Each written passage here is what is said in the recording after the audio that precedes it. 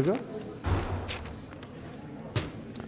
Кыргызстан мына ушинтип 4-чү президентин тандап атат. Эртең 31 октябрда ким президент болбой койгонун биз азыр билбейбиз. Биз дагы конституциялык укугубуздан пайдаланып моментип добуш бергенден кийин талапкерлердин маанайы кандай, алар эмнеден элек болуп атат, достору менен жүрөбү, ким менен жүрөт? Турсунбай Бакир уулу, Алмазбек Атамбаев, Камжыбек Ташиев, Өмүрбек Субаналиев, Темирбек Асанбеков жана Адахан Мадумаров карабыз. Кеттик анда.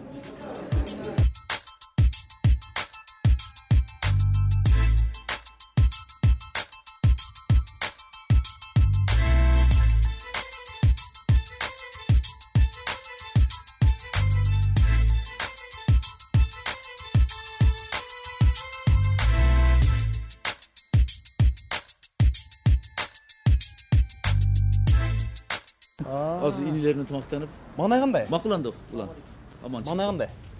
Добуш бердиңиз? Добуш бердим. Күттүм, сен жок, башка телекомпаниялар бар экен. Спортсмен Атамбаев спортсмендер экен. Баки боксер иштеп атырганда. Мен силер мушташпагылар менен. Ток актив койгула. Өзүңүздүн адамдарыңыз салды го азыр. Байкочлар. Мени байкочлар, анан биз видео тартылсак, видео камераны алып алып дейт, өчүрүп дейт, кайра кайтарып дейт, видео камераларды дейт. Анан баарын жөөчүп качты дейт. Эл аралык байкочлар качты дейт. Тоба кылдым. Алар эмне келишти анда эл аралык байкочлар? Таза бийлик кылабыз аткан. Азыр тиги адамдарыңыз салганда айтып атпайсызбы мындай? Мушташпагыла, урушпагыла депчи. Ушул ынтымакты сактаганга дагы кандай салым коштасыз сизчи? Мындай ар бир талапкерлер эле ушинтип азыр аракет кылдасыңарбы Кыргызстанда эми тынчтык болсо экен эми? Жок, уже Атамбаев менен Мадумаров талапкерлери мушташып кетиптир. Немелери? Байкочлары, спортсмендер мушташып кетиптир. Ош шаарында.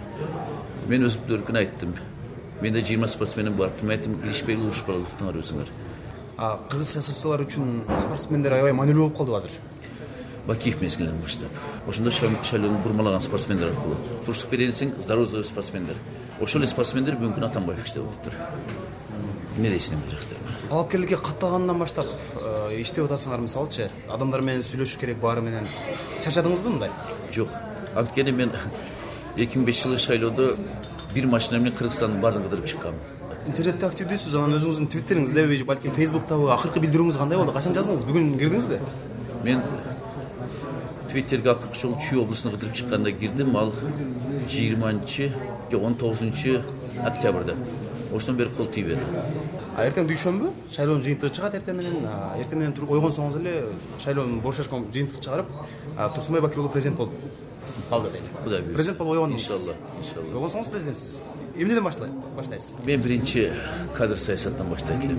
Исаак Разаков атабыз айткандай, сен таза болсоң, мен таза болсом, коом таза болот дегендей, кадрды оңдосок, биздин бүт каталарыбыз кадр саясаттан келип атат. Эртең менен үйдөн чыкканда кандай бир өрүм-жырым колдондуңузбу мындай? Жок, ырым-жырым бул мусулманчылыкка туура келбейт. Мен бата кылып чыкканмын. Анан эртеңки намазымда атайын 2 ракат нафил намаз деп койду, шүкүр намаз. Шүкүр намазды окуп чыктым. Эми иман жеңсин деп, анан шайлоо тынчтык жол менен бүтсүн деп, ушун үчүн мусулмандарды көрүп, Кудай Таалама бөлүп жарымды сактасын бизди деп. Эң коркунучтуу биздин өз бөлүнгөнүбүз. Түндүк түштүк уруру боюнча.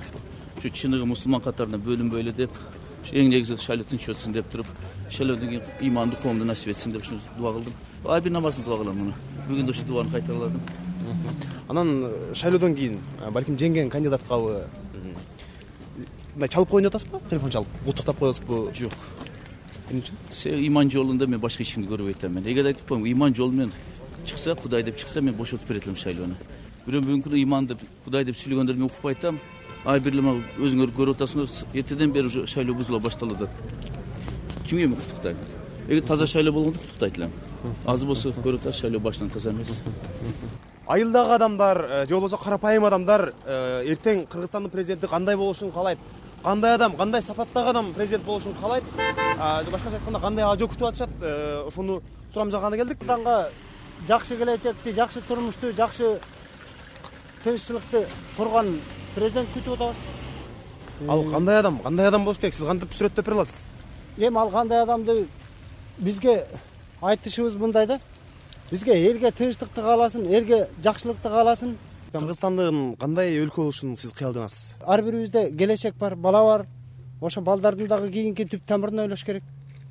Мен мисалы үчүн ойлоном, Кыргызстан ушундай өнүгүп өскөн, жакшы мамлекеттерден, жакшы немелерден болсок деп ойлойм.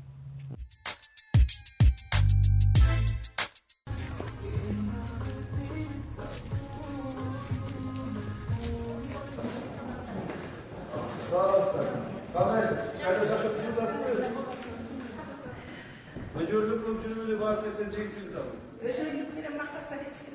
Ошондой эмес эч кимде. Көчөлүк менен ушу баардык чексем да турмушундачы. Жетекчиликтин өзү иштейт.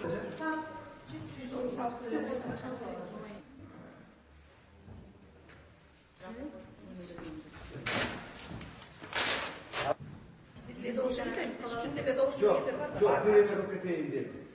Да, келип атайын эме кылып кетип. Рахмат.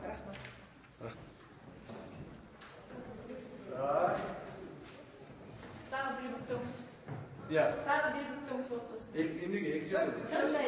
Ошондой окуп турган. Неге? Так, жакшылыктар болсун, э? Мамлекетибизде жакшылыктар болсун. Рахмат. Саламатчылык болсун. Жолдошчулук болсун. Рахмат, саламат. Ушундай кыргызыбыздын жаш же болбосо ушундай кичинекей айылдарын биз көңүл бурушубуз керек сөзсүз түрдө. Мамлекет милдеттүү түрдө ушул айыл жеринде тоо аркылуу өскөн адамдардын турмуш тиричилигине көңүл буруш керек деп билем. Ошондон атайын ошо сиздердин айылыңарга көңүл буртуп атайын деп. Мына азыр бүт Бишкекте, Кыргызстандын бардык жеринде ушул нерсени сурап атат. Таши кайрадан добуш берип атат. Андан сырткары дүйнө жүзүндөгү бардык телекамералар, дүйнө жүзүндөгү информацион агентстволор бардык берип атышат. Бул села арал деген эмне үчүн экен села арал? То есть биздин айылыбыз ушу арал айылы. Бүгүнкү күндө бардык жерде аталып атат да. Бирок бул менен калбастан Кудай буюрса биз айылга көптөгөн жардамдар берүүгө аракет кылабыз. Саламаттуу болуңуздар, тынч болуңуздар, жакшы.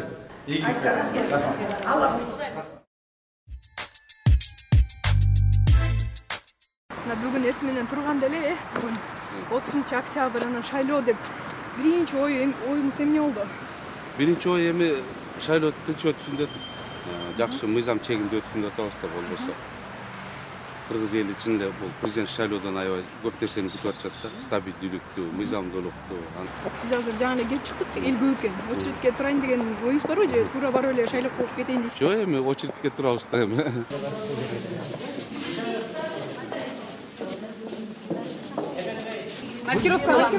Маркировка. Сейчас.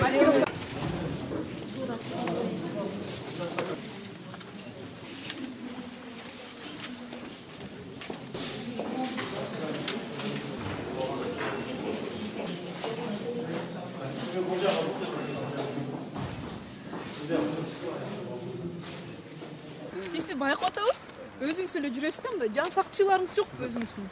Мен бизде коркпогул эми. Жан сакчы дегенчи, бул эми жан сакчы эмес, бул деген свидетель деп коет. Мен көп нерсе, эми мен кадровый офицер болсом, инспектордон баштап, уголовный розысктан баштап министрге чейин өзүм баардык жолун басып өтсөм, анан кийин жана айтып атышпайбы?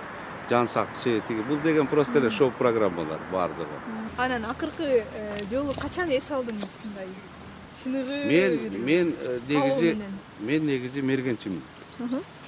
Мен эс алганы эметкенде тоого чыгып, Мергенге чыгам Кашкырда. Акыркы жолу анда кайсы тоолорго канча кашкыр атып келдиз? Акыркы жолу барып 3 кашкыр аттым. Экөөнүн Ысык көл областында, бирөөнүн Нарын областында.